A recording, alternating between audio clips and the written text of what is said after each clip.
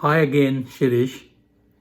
In my last few lectures, was talking about cancers and PET scans and CAT scans and circulating tumor DNA and T lymphocyte treatment.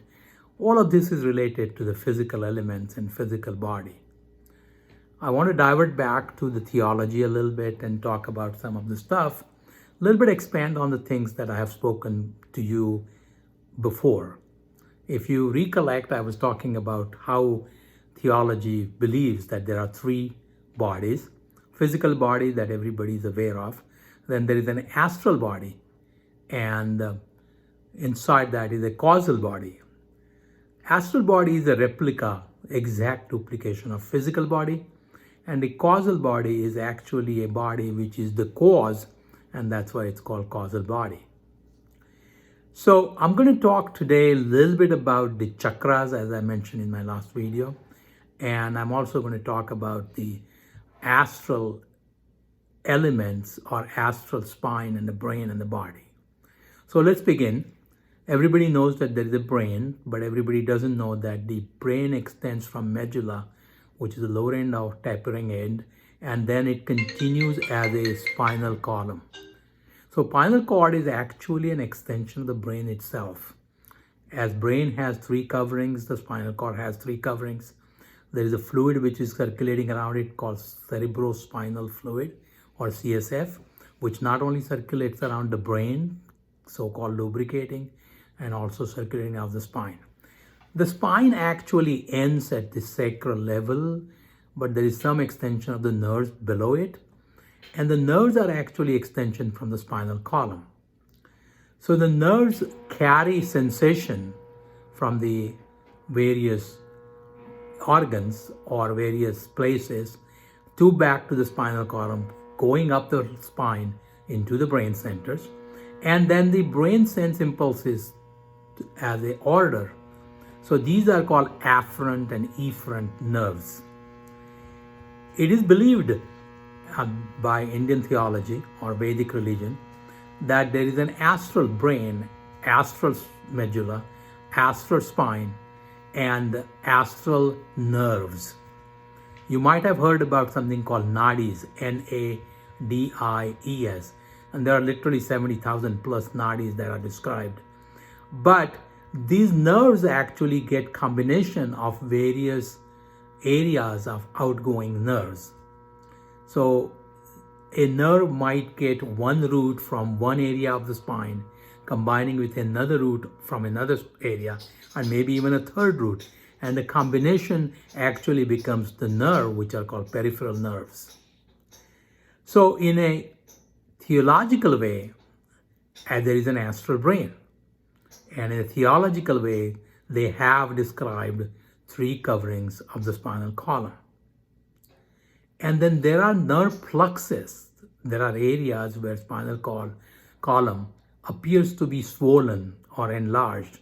And these are the areas that are called chakras in the astral spine. So the astral spine also has three different spines, external being Sushumna, inside that is Vajra, and inside that is Chitra. Chitra is Chitra, Sushumna, and in other words, Vajra, V-A-J-R-A. So these are the three astral spines which are described, or covering, which are described. As I mentioned before, the cerebrospinal fluid, or the fluid which lubricates, flows all around the brain as well as the spine. And there is a direct continuity and circulation of this all throughout the nervous system. So now to talk about a little bit on the chakras. These chakras are important because they represent certain things in a theological way. They have been described as how many petals they have and the controller deity, as well as what do they represent.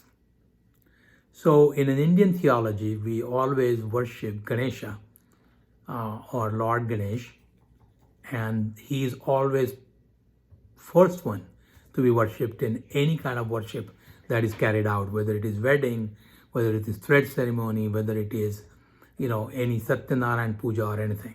And the reason is because he controls the lowest level chakra called Mooladhara.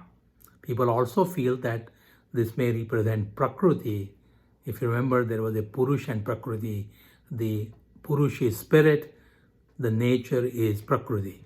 So it represents Prakriti, which is the Mooladhara chakra. It is at the coccygeal area, which is the lowest part of the spine or tailbone, and it has 4 petals. It also represents sanskaras or impressions. If you remember my videos about the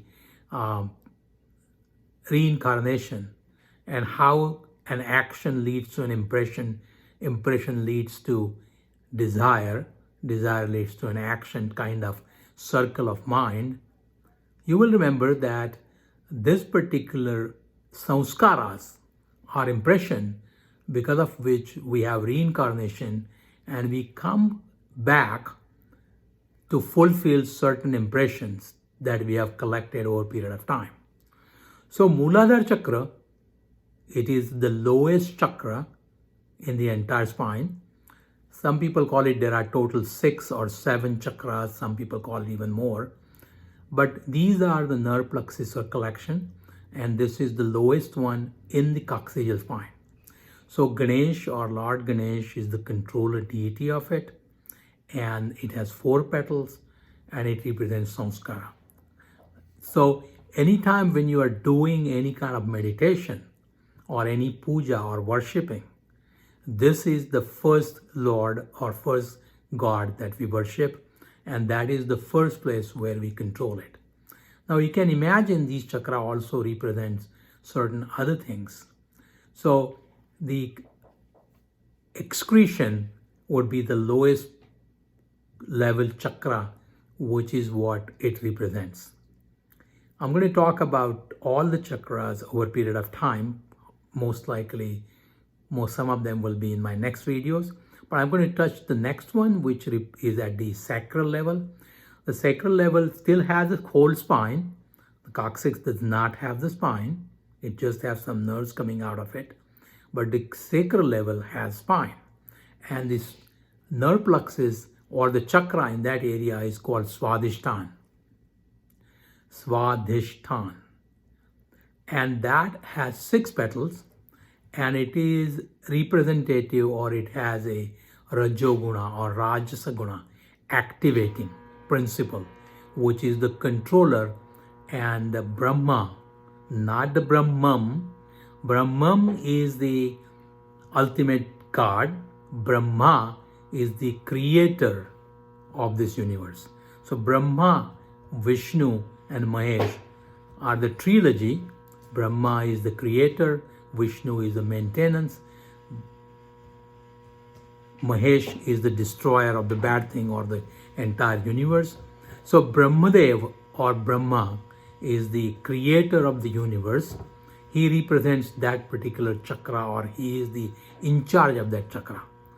Certainly because there is a activating factor, and since that is called Rajasa Guna, which represents or controls that chakra, it has 6 petals, and naturally taking Rajas or activating and Brahmadev, which is the creator, it represents procreation.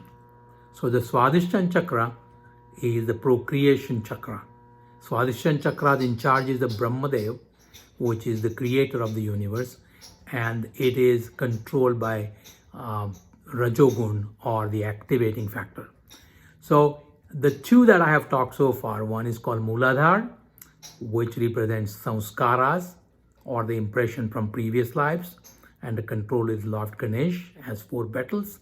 Next one is Swadhisthana, which is controlled by activating Guna or Rajasa, has 6 petals, and also controlling deity is Brahmadev, which is a creator. And certainly as much as Swadhisthana is related to excretion, Mooladhara is related to excretion, Swadhisthana is related to procreation. So the lower 2 chakras are excretion and procreation are the 2 activities. We will be talking about other chakras in my next videos. Thank you for watching. If you like it, please subscribe. Thank you. Have a nice day and a nice weekend.